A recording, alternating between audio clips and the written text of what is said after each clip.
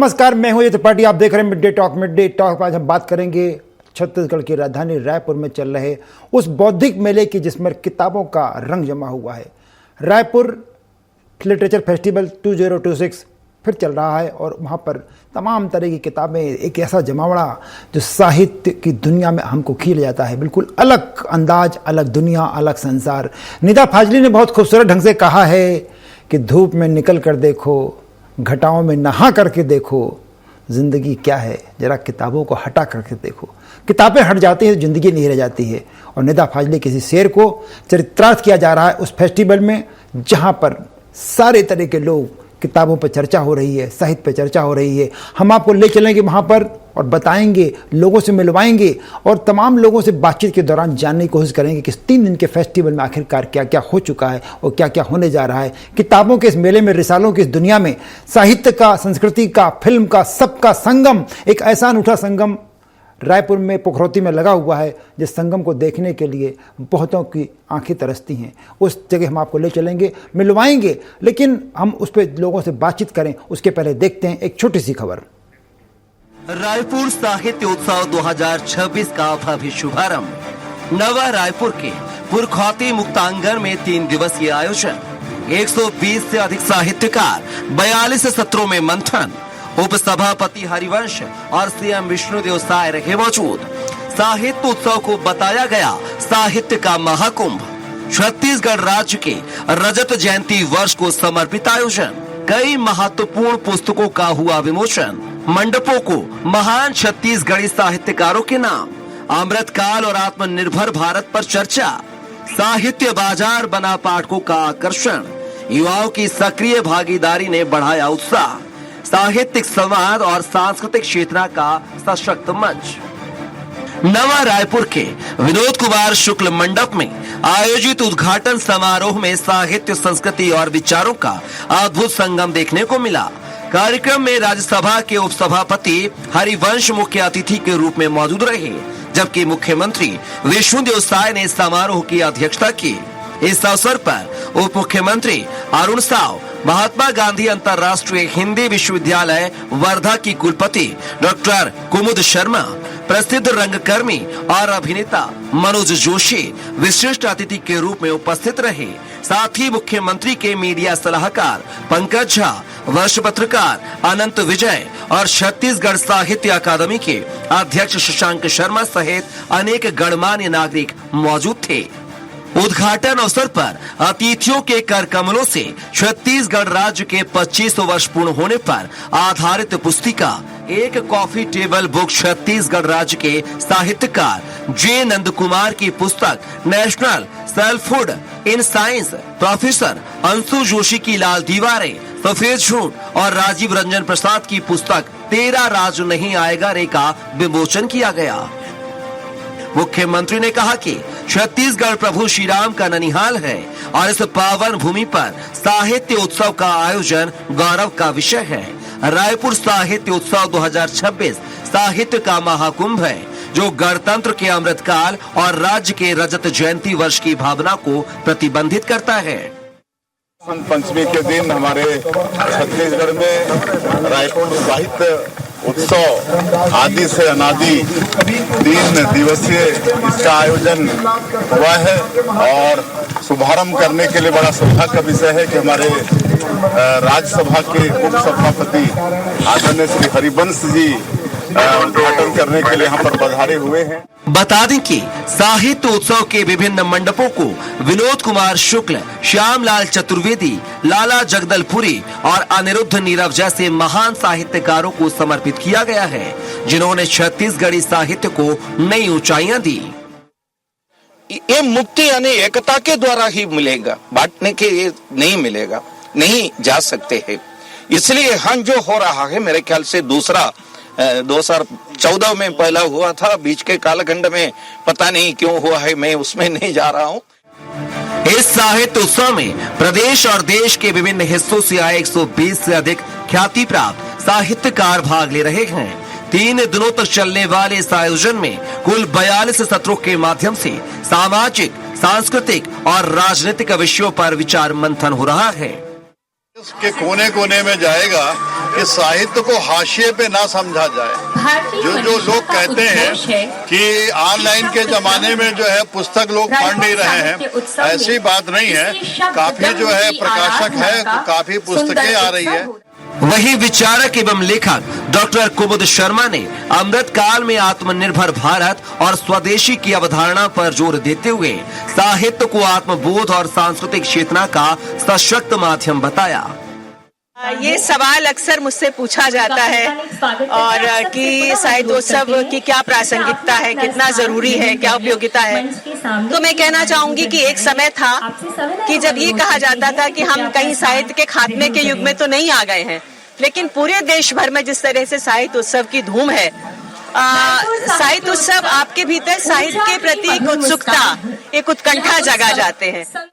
साहित्य पत्रों के साथ साथ साहित्य बाजार भी उत्सव का प्रमुख आकर्षण बना हुआ है, जहां देश के नामचीन साहित्यकारों की पुस्तकों को पाठकों का खासा प्रेम मिल रहा है। और साहित्य के साथ उत्सव जुड़ा है तो जीवन की रंगत भी है, और साहित्य का जो लक्ष्य होता है सबके हित के साथ चलना। तो मुझे लगता है ये 3 दिवसीय साहित्य उत्सव हमें समाज में साथ साथ मिलकर के चलने की भावना को विकसित करेगा, और यहाँ जो कला संस्कृति। रायपुर साहित्य उत्सव 2026 में बड़ी संख्या में साहित्य प्रेमियों की मौजूदगी देखी जा रही है। खास तौर पर युवाओं की सक्रिय भागीदारी यह संकेत देती है कि साहित्य आज भी समाज को दिशा देने की मजबूत शक्ति बना हुआ है। रायपुर साहित्य उत्सव का यह शुभारंभ साहित्यिक संवाद, विचारों के आदान प्रदान और सांस्कृतिक क्षेत्र के विस्तार की दिशा में एक सशक्त कदम है। Report Swaraj express, Raipur.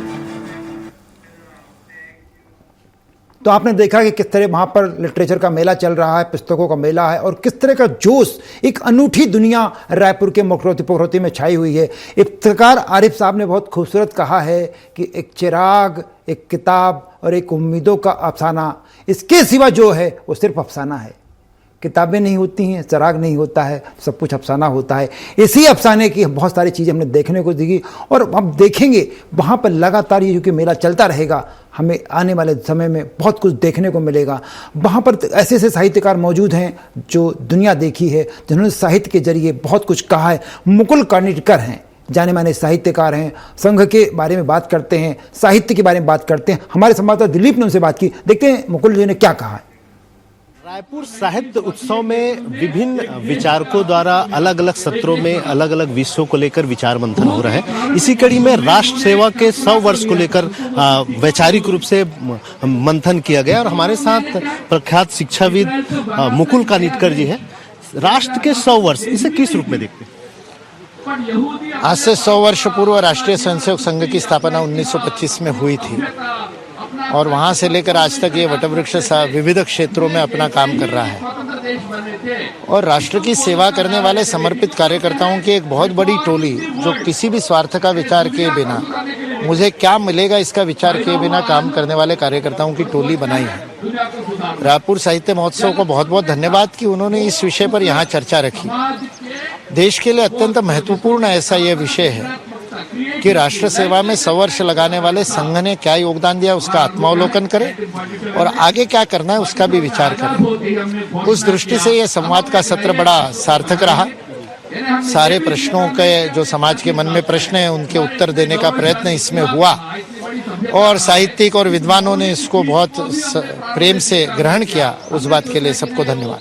कट्टर शब्द न हिंदू के साथ बैठता है, न संघ के साथ बैठता है, क्योंकि जो सबको स्वीकार करते हैं, हमारी प्रार्थना ही सर्वे भवन्तु सुखिनः है। हम ये नहीं कहते कि सर्वे हिंदू भवन्तु सुखिनः, हम तो ये भी नहीं कहते कि सर्वे भारतीय भवन्तु सुखिनः, अरे हम तो ये भी नहीं कहते कि सर्वे मानवा भवन्तु सुखिनः। हम तो प्राणी मात्र के सुख की कामना करते हैं, हम तो सृष्टि के सुख की कामना करते हैं। आप शांति, औषधय शांति, वनस्पतय शांति। इतने बड़ा हृदय रखने वाला कट्टर नहीं हो सकता। कट्टर शब्द का ही अर्थ है जो द्वैत करता हो, भेद करता हो, मेरा अलग और दूसरा अलग। जो विश्व कल्याण की कामना करता है वो कट्टर नहीं हो सकता, वो दृढ़ हो सकता है। और जब दृढ़ता आकर के कोई अपना मत ढंग से रखता है तो उसको कट्टर कहने लगते हैं लोग, तो इसलिए वो आलोचना होती है। शक्ति बढ़ी है, आज विचार को मान्यता मिली है, तो कुछ हिंदू अपने आप को थोड़ा प्रखरता से और थोड़ा मुखरता से और थोड़ा दृढ़ता से रख रहे, उस दृढ़ता को कट्टरता कहना गलत है, क्योंकि हिंदू किसी के विरोध में नहीं, सर्वेशाम अविरोधेन संघ काम करता है। हमारे लिए आज का विरोधक, आज का आलोचक कल का स्वयंसेवक है। उसी दृष्टि से हम इस बात को देखते हैं। इस पर एक छोटा सा भी दाग पड़ जाए तो आपको 99% शुभ्रता नहीं दिखेगी, वो छोटा सा दाग ही दिखेगा। तो उस कारण से ऐसी जो एक दो व्यक्तिगत कुछ घटनाएं होती है, आधी बार तो जब उनका परीक्षण करते तो पता चलता है कि कोई आपसी विवाद था, कोई जमीन का विवाद था, फिर उसको हिंदू मुस्लिम बना दिया जाता है। ये भी प्रक्रिया बहुत जगह होती है। इसलिए बहुत जिम्मेवारी के साथ ऐसे विषयों को आगे बढ़ाना चाहिए। ना संघ, ना हिंदू धर्म, ना हमारा साहित्य, ना हमारे ग्रंथ ऐसे किसी भी प्रकार की प्रतिक्रिया का और समर्थन करते हैं, ना उसको बढ़ावा देते हैं, ना उसका उत्सव मनाते हैं। प्रतिकार केवल प्रतिरक्षा के लिए होना चाहिए, डिफेंस के लिए होना चाहिए। कोई हमारे ऊपर आक्रमण करे तो स्वयं की रक्षा करने की क्षमता हिंदू समाज में होनी चाहिए। लेकिन हिंदू समाज कभी आक्रामक बनेगा नहीं और बनता भी नहीं है। इक्का दुक्का घटनाएं होती है तो उसके भी जड़ में जाकर के देखना चाहिए कि सत्य क्या है। रायपुर साहित्य आयोजन बहुत अच्छा भव्य हुआ है। समाज को इसके साथ जुड़ना चाहिए। थोड़ा स्थान दूर होने के कारण होगा, समाज को आने में व्यवस्था में कुछ कमी रही हो सकती है, लेकिन ज़्यादा लोग धीरे धीरे इससे जुड़ते हुए जाएंगे और युवा साथी बहुत बड़ी मात्रा में यहाँ दिख रहे हैं। ये एक बहुत अच्छी बात इस साहित्य उत्सव की है और बड़ी संख्या में युवाओं को अपने साहित्य की प्रस्तुति करने का अवसर भी यहाँ पर मिले, ऐसी मैं अपेक्षा करता हूँ। बिल्कुल। तो ये थे प्रख्यात शिक्षाविद मुकुट कानिटकर जी, जिन्होंने अपने तमाम विचार बड़ी बेबाकी से रखे। कैमरा पर्सन महावीर के साथ स्वराज एक्सप्रेस के लिए रायपुर से दिलीप साहू। एक बहुत खूबसूरत शेर है कि तसल्ली से पढ़ा होता तो सब जान जाते, कुछ पन्ने तुमने बिना पढ़े पलट दिए होंगे। ऐसे आयोजन जब होते हैं तो टीका टिप्पणियाँ होती हैं, 50 तरह की बातें होती हैं, पर हकीकत ये है कि ये ऐसी किताब है, ऐसे आयोजन, साहित्य के आयोजन, तमाम धर्म को लेकर के बात होती है, समाज को लेकर बात होती है, शिक्षा को लेकर बात होती है, विचार को लेकर बात होती है। और जैसा भी हमने कानिटकर जी ने कहा कि वैचारिकता को समझने का एक इशू है, ये उसका एक मंच है। तो वही मैंने आपसे कहा कि अगर तसल्ली से पढ़ा होता तो सब जान जाते, कुछ पन्ने बिना पढ़े पलट दिए होंगे तुमने। जब पन्ना बिना पढ़े पलट देते हैं तो सब कुछ जान पाना, उसको जोड़ पाना, एक चैन के बोरे में कर पाना बहुत मुश्किल हो जाता है। इसलिए बहुत ज़रूरी है कि जिस तरह का आयोजन वहाँ पे हो रहा है उसमें सिर्फ एक विषय नहीं है, चाहे वो राष्ट्रीय स्वयंसेवक सेवा संघ की बात हो या समाज के अन्य मुद्दों की बात हो या साहित्य जगत की बात हो। हमने देखा कि जिस तरह अभी हमने बात की लोगों से, वहाँ हर तरह के विद्वान मौजूद हैं। उन विद्वानों में ऐसे लोग भी हैं जिनकी किताबों को लेकर के तमाम पूरे देश में चर्चा होती है। बहुत से ऐसे लोग मौजूद हैं जिनकी कोई किताब भी नहीं है, लेकिन जैसा कि वहाँ दिख रहा था कि तमाम युवा वर्ग, ये बताता है कि एक ऐसा युग जो हम बार बार कह देते हैं कि किताबों की दुनिया सिमट रही है, डिजिटल युग आ रहा है, सब कुछ ऑनलाइन उपलब्ध है, पढ़ना नहीं चाहते। लेकिन हकीकत ये है कि रायपुर का ये जो फेस्टिवल चल रहा है ये आपको बता रहा है वहाँ की मौजूदगी, वहाँ की चर्चाएं, चर्चाओं में भीड़, चर्चाओं के परिणाम और चर्चाओं पर डिस्कशन, उनके परिणामों पर डिस्कशन, ये बताता है कि वास्तव में किताबों की दुनिया में अभी बहुत कुछ है। किताबों की दुनिया में इतना समाया हुआ है, सारा ज्ञान समाया हुआ, सारा संसार समाया हुआ है। और ऐसे में अगर इस तरह के आयोजन होते हैं तो निश्चित रूप से इसके लिए रायपुर की विष्णुदेव साय सरकार जैसे को निश्चित रूप से बधाई दी जाना चाहिए।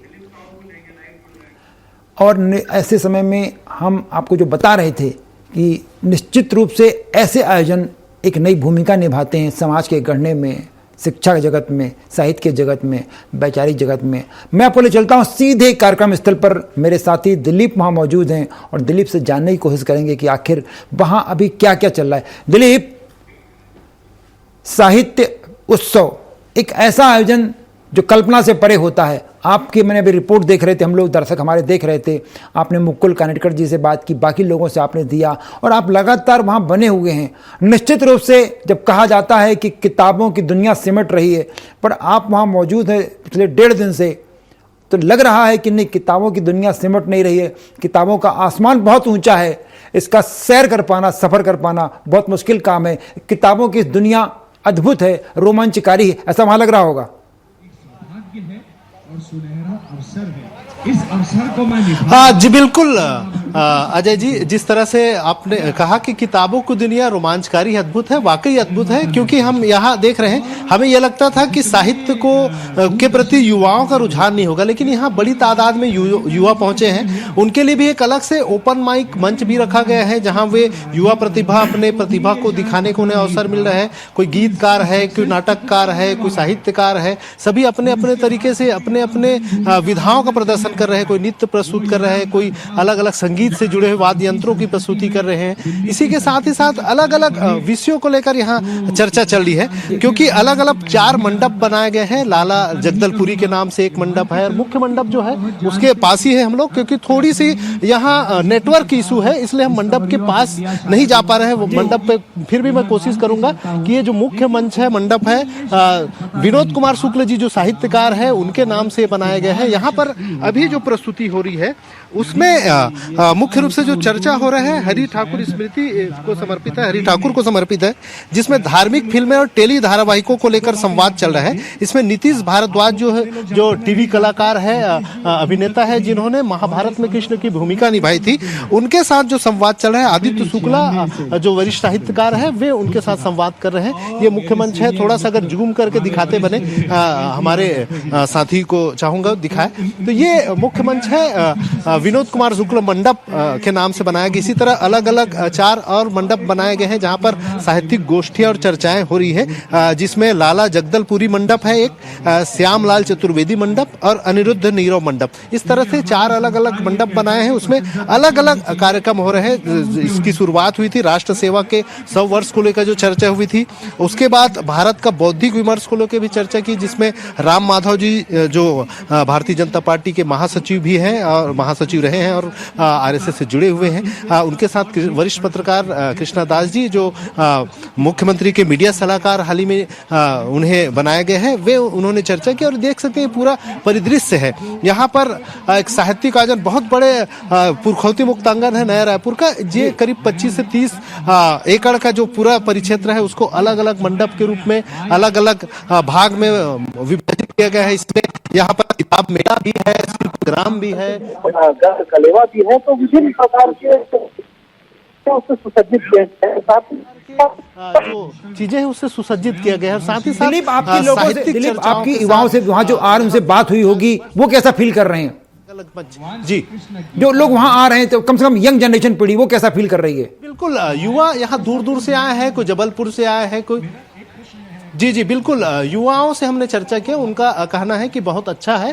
रायपुर साहित्य उत्सव में जिस तरह से आयोजन हो रहा है, इस तरह के आयोजन हर साल होना चाहिए। उन्हें यहाँ आके बहुत अच्छा लगा और निश्चित तौर पे इस आयोजन में आकर उन्हें जानकारी मिली, विभिन्न प्रकार की जानकारियां मिले हैं। साथ ही साथ इस तरह से उनका कहना था, और निश्चित तौर पे यहाँ जो नहीं दिलीप, आप नजर बनाए रखिए, मैं आपसे फिर चर्चा करूं, किसी और मुद्दे पे बात करेंगे और आपसे चर्चा करेंगे, लगातार आप वहां बने रहिएगा। तो निश्चित रूप से आपने देखा कि रायपुर फेस्टिवल में जिस तरह की चर्चाएं हो रही हैं, जिस तरह के वहां पे संवाद हो रहे हैं, वो निश्चित रूप से सिर्फ रायपुर को या छत्तीसगढ़ को नहीं बल्कि इस देश को, इस समाज को एक नई दिशा देने वाला सब कुछ होगा। और ऐसे आयोजन किसी भी सरकार के लिए नहीं बल्कि पूरे समाज के लिए एक बढ़िया साहित्य का दुनिया दिखाते हैं। और ऐसे आयोजन हमेशा कुछ न कुछ नया देकर जाते हैं। और इस तरह के आयोजनों की धूम, जो बौद्धिक मेला लगता है, किताबों की दुनिया होती है, वो निश्चित रूप से बहुत कुछ समाज को दे जाती है। समाज आगे बढ़ता है तो देश आगे बढ़ता है, और देश आगे बढ़ता है तो सब कुछ आगे बढ़ता है। इसी के साथ मैं यहाँ आपसे विराम लेना चाहूँगा, अनुमति लूँगा आपसे विदा होने की, लेकिन आप मत जाइए कहीं, क्योंकि हमारे चैनल पर लगातार खबरों का सिलसिला चलता रहेगा। इसलिए आप देखते रहिए स्वराज एक्सप्रेस और मुझे आज्ञा दीजिए। नमस्कार।